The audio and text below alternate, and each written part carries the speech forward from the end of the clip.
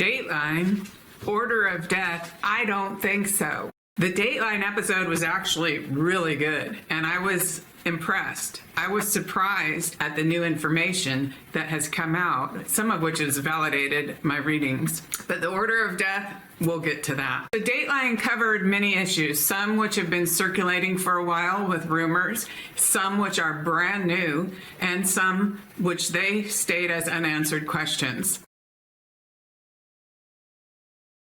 If you just even put aside my readings for a minute and look at the logic of this order of death that's on Dateline and allegedly released by someone close to the investigation, they're claiming that a graduate PhD student is going to know that there's a 6'4" dude in the bedroom there on the left with his girlfriend, but that he is going to go in that floor and he's going to go upstairs because he wants to kill Madison Mogen first. Do you know how stupid that is?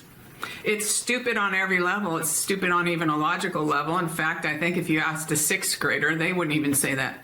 I believe that Bryan believed that Dylan was downstairs. Okay, so he believed he walked in the kitchen. I was connected to his brain. He had his knife out when he walked in the kitchen. He walked in that kitchen and he went down that left hall first, and he took care of them. It's described totally. Watch it. That's what happened. I promise you. I kind of feel like the man gets it first. Whatever door he goes in, like the first door, yeah, I got a little spirit energy okay, so he opens a door on the left and he sees the guy and his girlfriend sleeping. The guy kind of wakes up and is like, what the fuck, or whatever. And he just goes over real quick and just stabs him right in the chest, and then stabs his girlfriend right in the chest. I feel like he goes in the sliding door. Doesn't feel like they really lock it. So the unanswered question is, how did he pick these girls? But it's very likely when he saw Kaylee, she reminded him of that girl who taunted him for several years in elementary school. It feels like the one named Madison. If the one named Madison is the one that has the little rounder face, it feels like she was the target. Is that correct? No, I have a real sick feeling. Sometimes they give me a really sickening feeling when I see it too, so I'm not 100% sure. So other things that correlate that have been confirmed is what he did to Kaylee Goncalves. And why are they still sticking with these two girls in this twin bed when, if you look at the photos that Fox News took through the window within a day of this occurring, maybe even that night, Kaylee's bed was fully made and her comforter and her sheets were turned down, okay? Her dog was in her room. All the girls met in her room and hung out in her room. If she wanted to sleep with her roommate, don't you think that they would all been hanging out there? No, they were all in Kaylee's room. And when you listen to the reading I did on 11/18, which I uploaded on 11/22, when you listen to that reading, I'm talking about Kaylee Goncalves heard something. She got up. There was a scuffle with the killer. He shoved her into the room, and then I described this death scene. Okay? Right there tells you that Kaylee went to sleep in her own bed, that she heard something going on, that she got up, and there it was. What happens, so he doesn't really get to do his fantasy. So I think she started to wake up or something, so he slit her throat too, just to, and then it feels like the other female, her friend, she wakes up and says something like, Maddie, are you all right, or something, so he just goes right in there and stabs her and pushes her back into her bed, area, or back into her room. That's the order of death. If there's blood from being trailed on his feet back down to Xana's room, it's probably because, as Dylan Mortensen said, she heard whimpering. She heard her whimpering, and then she heard a man saying, I'm here to help you, which means if she was whimpering, she was already stabbed, and the man came back. it's more likely that Bryan went in there, stabbed both of them to get him out of the way. And if you listen to that reading I just uploaded a couple weeks ago, which was actually done like 3 years ago, and in that reading, I'm talking about more details about the actual stabbings, because the first time I was trying not to see them, other than they made me see Kaylee's, to see just, I saw her cut from a big cut across her abdomen. And in that reading, I talk about it in that even first reading, but in the second reading, I'm talking about it a little more. And what I'm talking about is the way he was acting and the intensity in his mind when he went for Xana and Ethan was different than when he went for the girls upstairs. Okay, it was all business with Xana and Ethan. That was solely to get them out of the way. If there was any other reason, he wouldn't have even need to do it. Okay, so that's what he did. He went to get them out of the way. So he has the knife out. He's not waiting until he finds someone to pull it. He has it out ready to just stick it into, if like someone was walking into there, he would just stick it right into them right then. And it does feel like he kills the guy first, but I mean, we all know that if she fought back, then obviously she was waking up while he was being stabbed to death. But when he plunges it into that guy, it's the same way he does it into Kaylee.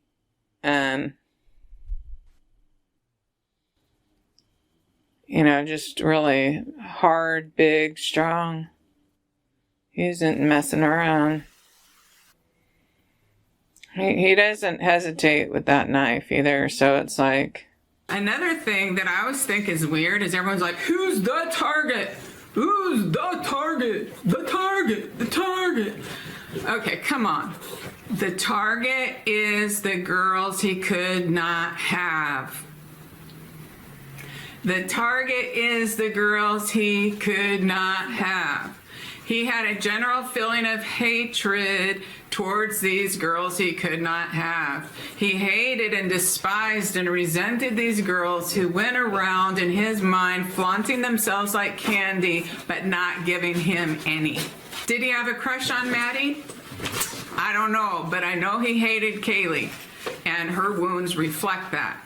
So to call Maddie the target, I don't know about that. So he feels, the energy of the guy who does this feels like, obviously he has a lot of hatred, and that's obvious, but I'm feeling his hatred right now.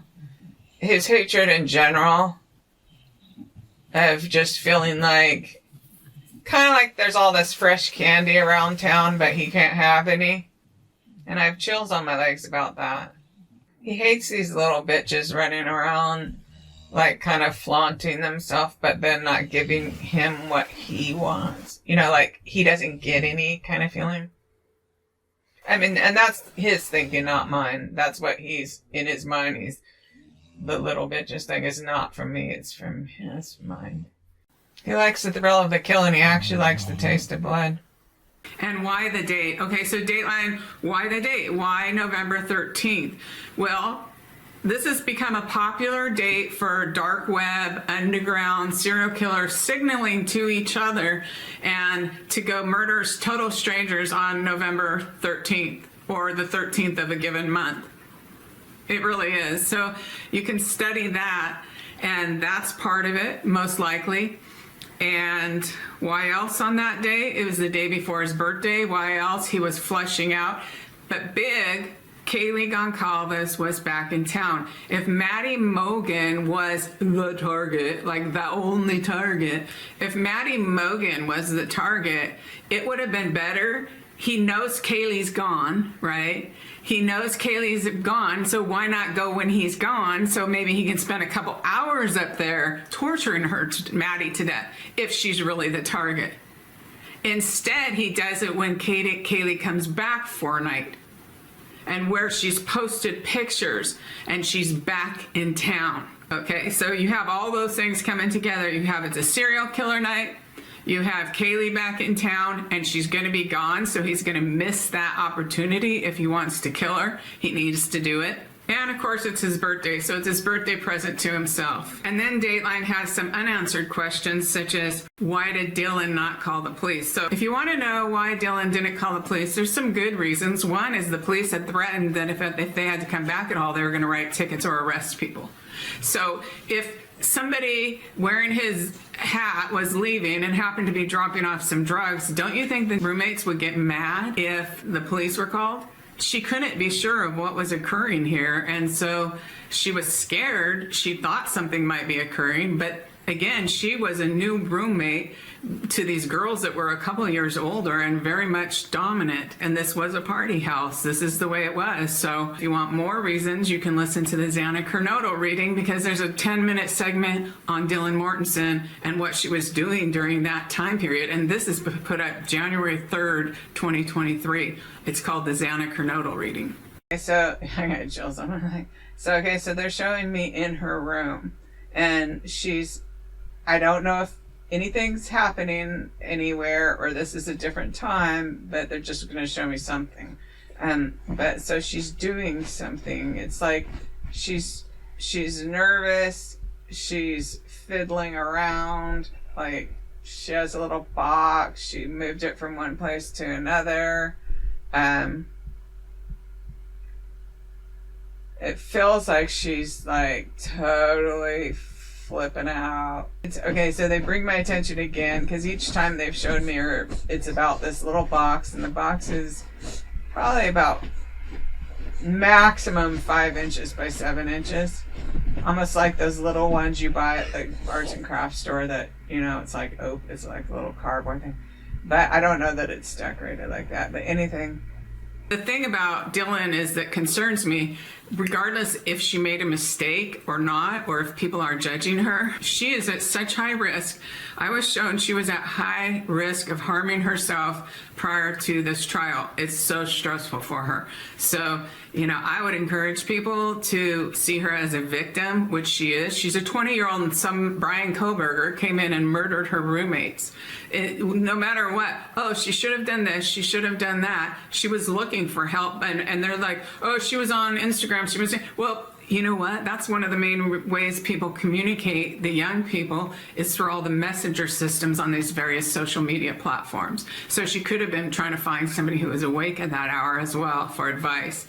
You really don't know what's going on, but either way, she's not the one who committed this murder. Bryan Kohberger is, and 100% of your hate should go for Bryan Kohberger, the killer. Bryan's mode of defense, claiming he had OCD, so somehow that would have impacted anything. And again, remember when I talked about in that first reading I uploaded on 11/22/22, that first reading I'm talking about, he wanted to go kill the other ones, but he had given himself a time allotment, and he was sticking to this time allotment, which does go with the OCD, but it didn't prevent him from committing the murders. It just helped him. He thinks for a second of looking for more, but he stops for a second, and there's no noise. There's nobody getting up. So he just waits for a few minutes. And he's like really on a high now. He's sticky with the blood, but for him it feels good. And here's something else. So question is to watch as this unfolds in these readings I'm going to upload, as to, if you remember in that first reading, I'm seeing someone stopping behind the phone pole, and he's looking at the house, and is that Jack Showalter perhaps walking home and overseeing something? Or is this Bryan Kohberger, who, these pictures of him when he's a teenager, he has red hair. Is it symbolic of now he's, you know, he once a boy and then he goes to do these killings, and now he considers himself a man because he's done these serial killer killings? I'm not sure. In the second reading that I just recently uploaded, it sounds like I see him walking up the street and walking from behind the phone pole. So maybe it's him and both of them, and maybe this hasn't come out yet, but maybe he has multiple personalities, and that's not an excuse at all. It's not an excuse. He's responsible for all his personalities, if that's the case. The confirmation that they're putting me in front of the house again, but I'm with him. Now I'm seeing someone with really red hair. Really red hair. This is different than one that was talking to her when she really wasn't interested in talking to him. And then I saw this other guy with really red hair, and they are showing him to me, and they're confirming with the spirit energy. If you imagined Paul Murdaugh's son that he's accused of murdering his wife and child, that kid, but bigger. A similarity in looks, I would say a similarity, not identical. I'm in front of the house again, just looking at the house. 11:18 reading, which I think is, I don't know how long it is. It's under an hour that I uploaded. I actually cut out 20 minutes of it. And I remember listening to it one time before I uploaded it. It was so gross. And my dog was having puppies and I didn't have time to edit it. So I just cut the whole chunk out of the grossness. So, I mean, there's some things in there that sound really gross, but it got grosser than that. And I'm telling you, what was going on in his mind was this fantasy. And I don't know if he would have been able to carry out that fantasy if he had been able to get in the house sooner. It's possible. He wanted to be in the throes of assaulting one of those girls upstairs while he killed her. That's what he wanted, okay? That is what he wanted. He wanted to do more than he did. He ran out of time. He had with his OCD, I believe he has OCD because I was talking about it before he was even arrested. I think he has fantasies of the one that's not the thinner one, but the one with the rounder face a little bit. He has fantasies about her. Like, the fantasies are of a real grotesque nature. I'll repeat them here, but then just cut them out of the video. That's going to be the last thing she sees while she's alive. Like, that's the feeling he has in his head.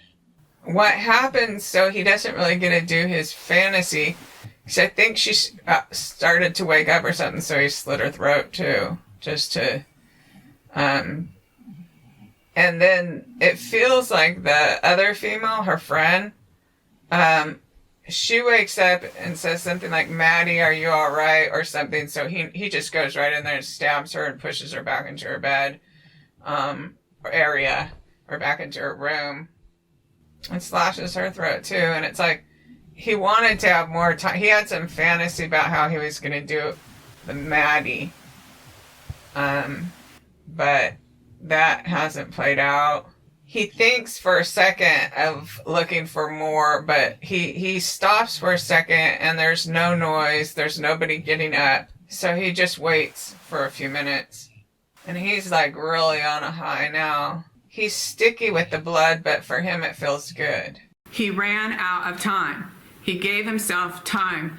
Bundy is real famous for, I don't know if it was 13 minutes or what it was, but Bundy went in that Florida sorority house and there was very fast, a certain amount of minutes, and he wanted to beat that time. This is all true.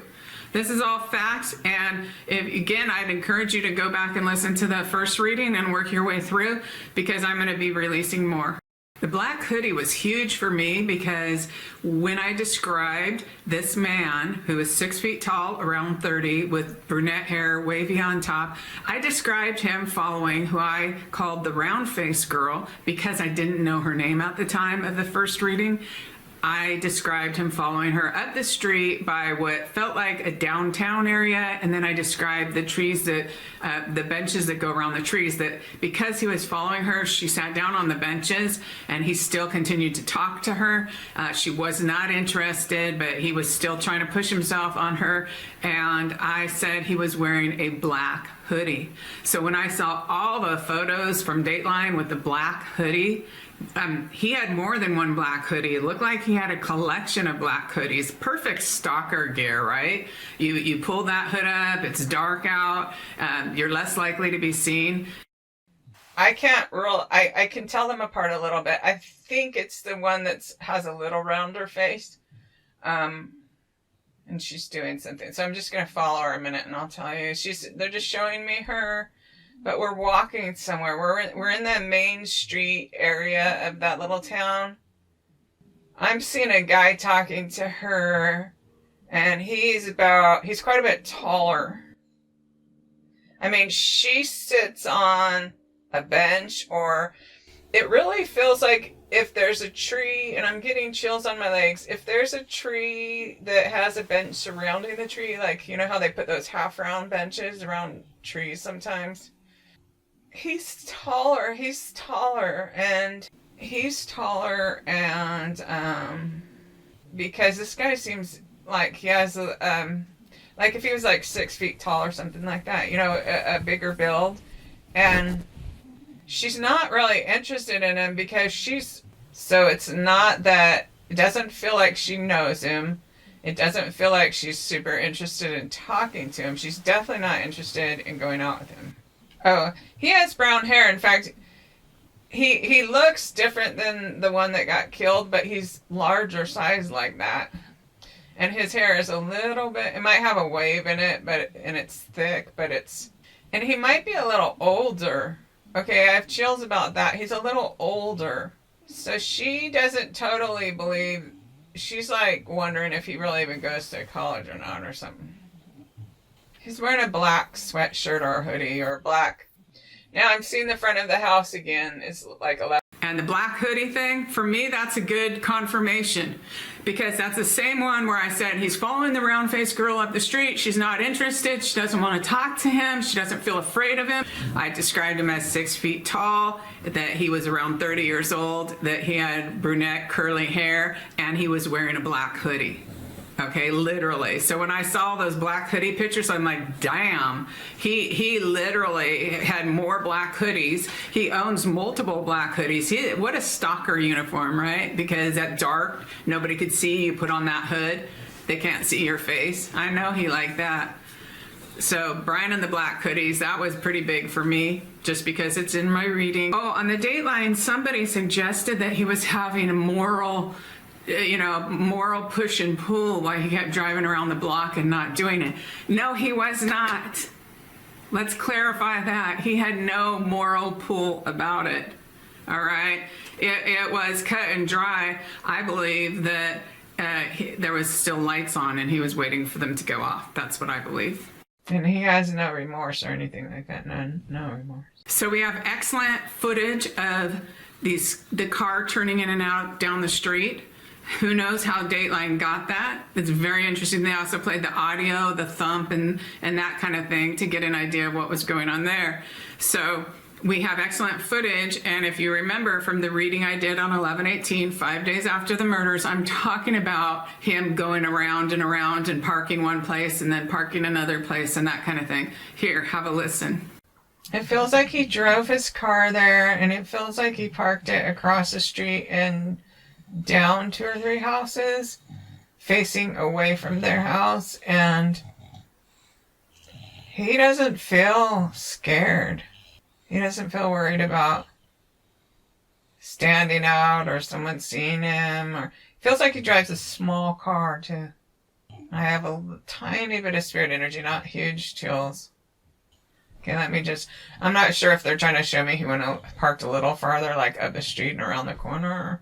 So there was some issues circulating for a while, and those include the issues about the cell phone and where the cell phone was. So Dateline brought up the cell phone, and we do learn a little bit more about the cell phone. We learned one thing real interesting is all these calls Bryan made to someone in his family who is on the family plan. So he called the cell phone. They're all registered to his father, including his own. He either called his mother or father, and we'll maybe learn more about that in trial. That was pretty interesting. Now, another interesting thing about the cell phone and the cast agent, Nick Balance, all this has been kind of circulating and rumors, conspiracies one way or another. What I think is interesting is this is the same cast agent, FBI agent, that was on the Lori Vallow case. And remember, in the Lori Vallow case, Nick Balance testified that aside from the cell towers, once they have a cell phone number, they can tell where that cell phone was to within 5 feet. So we haven't heard a lot about that yet, but we can expect, if that's true, that at this trial, they're going to be able to tell us within 5 feet of where Bryan was at any given moment. So expect that. That's my expectation. Don't you think that's your expectation? And do you remember that Steve G., Kaylee's dad, at the beginning, he said that Bryan's cell phone was so close to the Wi-Fi, that their Wi-Fi picked it up. So expect to see these kind of things. Expect to see the FBI agent testifying about being able to know where Bryan was within 5 feet at any given moment. Just like they figured out about the fire pit by a cell phone ping, and about the tree 20 feet from the little creek, the little irrigation canal, 20 feet towards the pond. That's how they figured that out too, by the pond with one tree and the 2 children's bodies. So he testified that that's how they knew, and that they could tell within 5 feet. So we can expect that he's going to tell us where Bryan was within 5 feet for all this time, and for all the other 20 or however many times that Bryan tracked those girls. Murdered over 50 women, escaped twice, and done all this stuff. Well, yeah, Bryan wanted to emulate him for sure. Like, before I even did my first reading, the second I heard about this, I was getting Ted Bundy, Ted Bundy, Ted Bundy. Also shown that he idealized, or the way some people look at celebrities, he put all those celebrity serial killers on a pedestal, and he admired them, and he wanted to be like them. And so for me, that was big, but not as big as the pool party, of course, because the first known mention of the pool party is in my reading with Xana Kernodle. On January 3rd, 2023, I uploaded a reading that I had done for some friends of Xana Kernodle. In that reading, Kaylee Goncalves at some point pushed through, and for about 10 minutes was going on and on about a pool party. And I uploaded that reading. So then I was thinking overnight, it just kept coming into my mind, like, how important this was to Kaylee. Like, she put her spirit hands on the sides of my face while she was like adamantly telling me about this pool party. And then I uploaded it on January 4th, 2023 as its own segment to make sure people would see that.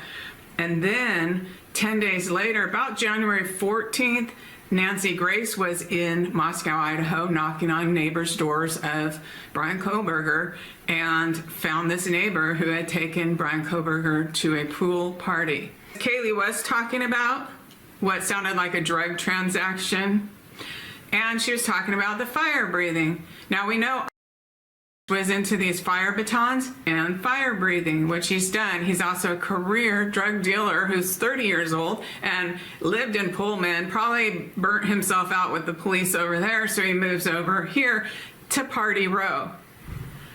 Now, are we to suspect that he's done an about face in his life, and that he has no interest in selling drugs anymore, even though he's been in prison for it and gotten busted at least 2, maybe 3 or more times? Could Bryan have met himself a drug connection at that party, whether it would be Emily Bailey and Demetrius, or Einan Harsh, someone who's near, someone where he might have crossed paths with any of these people? Or was it simply that he went into town and went to the vegetarian restaurant in Moscow, which is where Maddie worked, and then maybe Kaylee was waiting outside for Maddie and he follows Kaylee? Could it be that? It could be that. I don't know the actual definitive answer, although I have not listened to even all my own readings yet. Kaylee, Maddie. Okay, so I'll try to focus on pulling her. But okay, but Kaylee probably has something to say, because she's still. Kaylee is like in my face. Oh yeah, I got chills on my legs. Because you know what? First, Kaylee was like, okay, so she's like 2 feet away from me, but she's like front and center. Like, she's going to say something, and Maddie's just going to go off in her room and let Kaylee deal with it. And then when I said, well, I'll try to focus on Maddie, so it's like I'll try to pull Maddie, and then Kaylee literally got in my face. So, like, Kaylee's like, no, I have something to say, or whatever. So, I'm just gonna, I'm gonna totally clear my mind so she can do what she wants. And it might take me a minute, because I want to make really sure that I get what she wants, because she seems like she wants She wants pay attention. It's like, okay, she's almost like putting her fingers at the sides of my temples. she's like, okay, pay attention. Like that. I gotta really clear my mind. She's showing me giving someone money for some reason. What?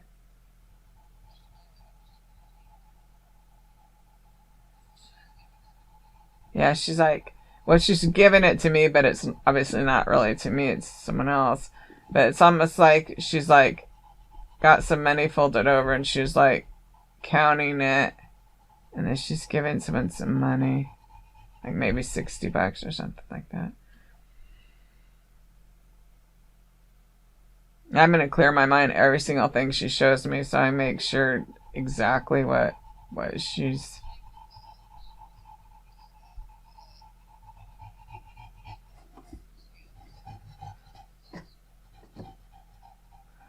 Yeah. You know what that could be, and also I'll say that I do know that she was that, but I mean I wasn't thinking of it right now.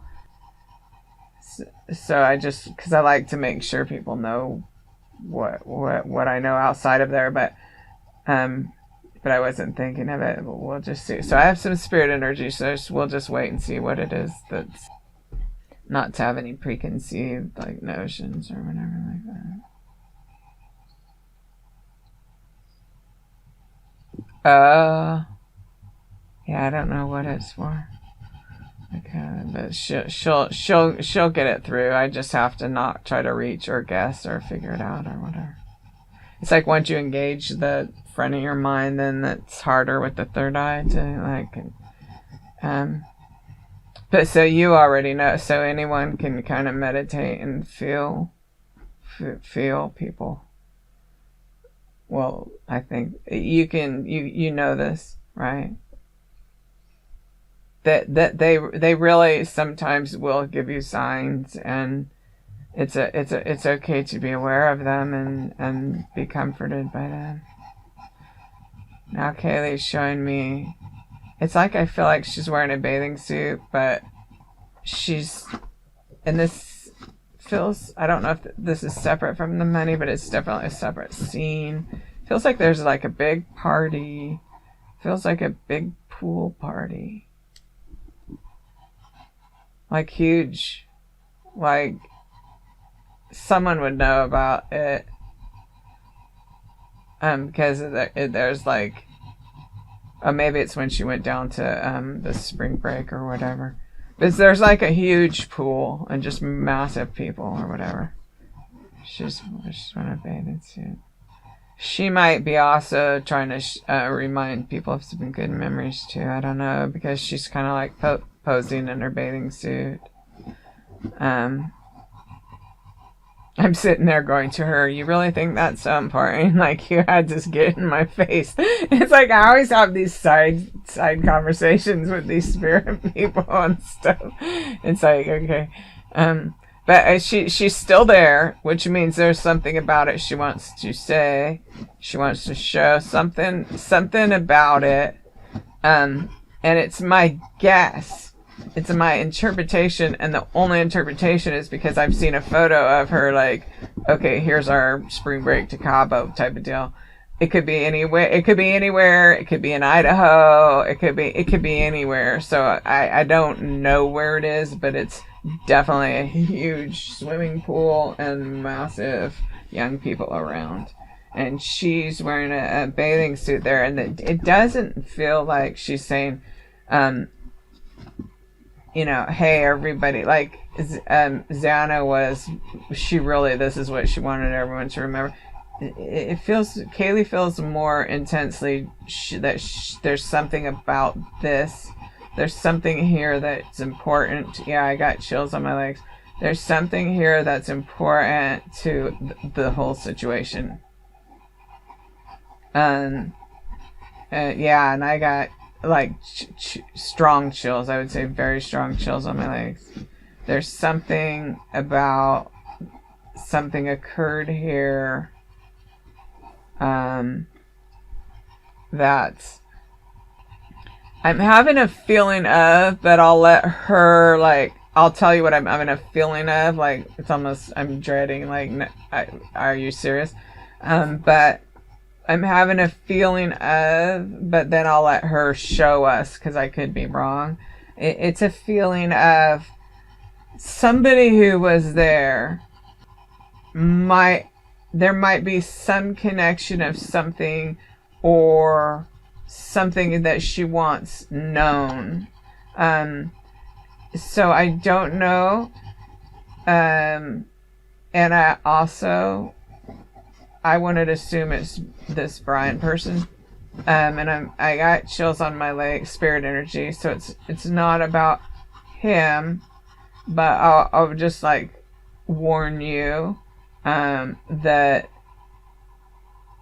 there could be like some person peripheral related to the course of events that happened.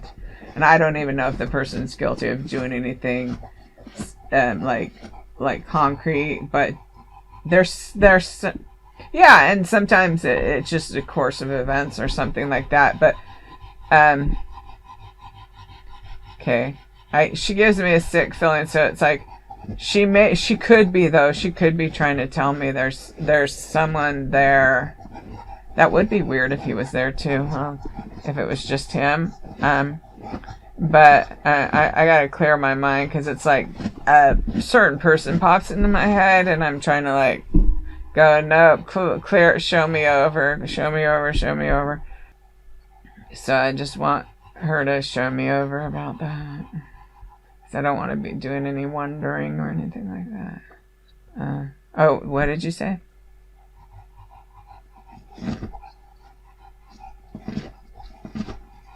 Oh, okay, hang on. Okay, let me see. And I'm like, is that an EVP? Because I heard a whisper, and then I'm like, because sometimes you hear them from the spirit too. Sometimes you get, like, when you open up, it's kind of funny. Okay, let's see. I want to make sure I get it from her without trying to think.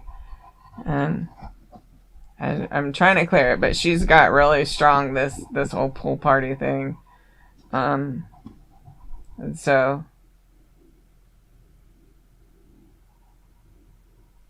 I'm trying not to resist her showing me that.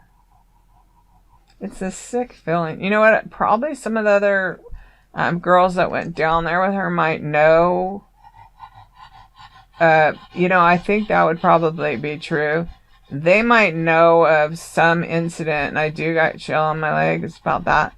They might know of some incident that occurred that Kaylee was upset about.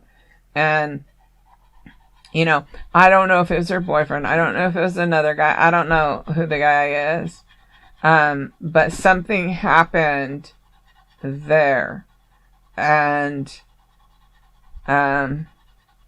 it really bothered Kaylee a lot. So I think the other young ladies who were there with her will know.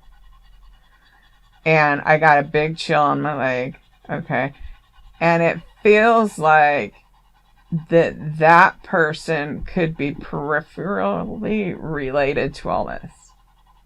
All right. So I don't know what it is. And I'll just, but they will know. They'll hear this and they'll know. And probably they might want to tell the police. They might, because it would be something that they would have written off as totally, completely unrelated to all this.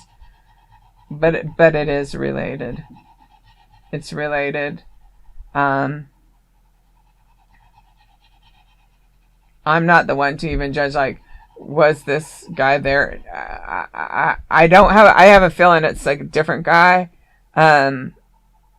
But if suddenly we hear in the news like, oh, he happened to be there, then that's what it is. But the friends will know. That's all I know. The friends will know. The friends who were there know that there's no way they could not know. And it's a big pull part. And keep your mind open to like which vacation, which place, even in Idaho, even anywhere. this big, you know, young people.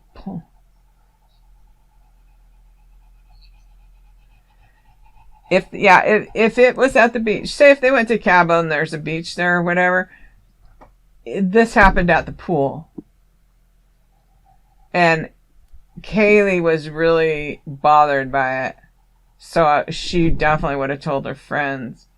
And I have the spirit energy about that. Kaylee, something happened. Okay, she's trying to tell me more stuff, so I'll just let it clear. But these girls, oh yeah, I got chills about that. These girls, make sure they hear, or they'll hear, or just share it to whoever you think might be her friends. Yeah, that's it. I got chills on my legs. This event is related to the course of events, so it's super, super, super important information, and they don't even probably know that it's important. Okay, so share this to them after I put it, like it'll be up on there tomorrow or whatever. And Kaylee's getting the energy is dark. I think she'll tell me after, like that's probably whatever she is and tell me, like she's like it's some dark energy, not her being dark, but the energy that she's so it's like she's showing me either she's so mad that she feels like she'll be yelling to have fire come out of her mouth, or she's showing me somebody who can make fire come out of their mouth. Like, you know how those people put that stuff in their mouth and then they... The first reading, I didn't even know there was anything. I was unconscious. I was literally unconscious when I did that. 4 days later, when my dog was in the middle of having puppies, I listened to it. I just thought, maybe I'll listen to it, see if anything's on there. And I was just shocked. And that's why I'm like, I go on with this real quick intro with I look like crap, and I'm just like, this got to get out there, because one, I'm saying his description, I'm saying he's a serial killer, etc., and I'm just like, I gotta put this information out there. Hopefully it gets the right sources. I uploaded it and I called the tip line. I talked to the lady. She was very professional, very nice. I gave her my name. She wanted a link to it, etc. And I'm gonna just give you a heads up. I have several clues about that knife in these subsequent readings, but I'm trying to let the story fold out, and I'm trying to get to putting those up.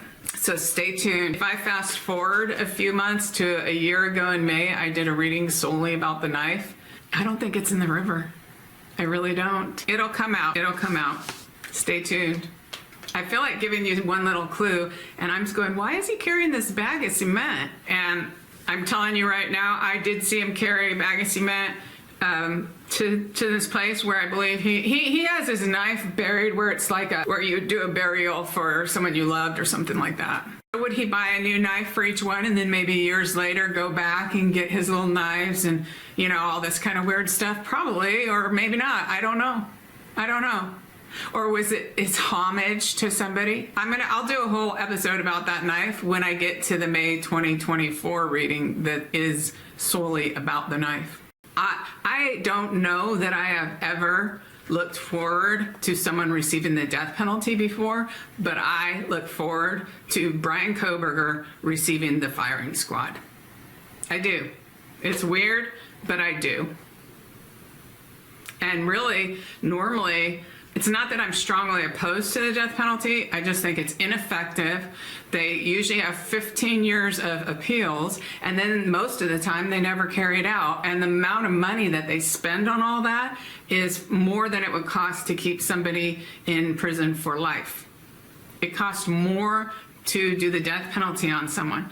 And for it to be effective as a deterrent to other people, they would need to carry it out really quickly. Right after the hearing, walk them out the back door and firing squad. That's what I'm waiting for with Bryan Kohberger. I have no mercy. There's no question in my mind of my beliefs as to if Bryan Kohberger is guilty or not. I believe 100%. There's nothing that you could tell me that he isn't guilty, and I believe he deserves the death penalty. if you like my work and you like what I do, please, even if you just put a one word in the comment, put a comment. When YouTube algorithm picks up that there is, they call it reaction, where you're pressing the thumbs up and you're leaving a comment, they'll recommend it to new people, and that's really important. You can really help me a lot by sharing out my videos, and I really appreciate it if you could do that.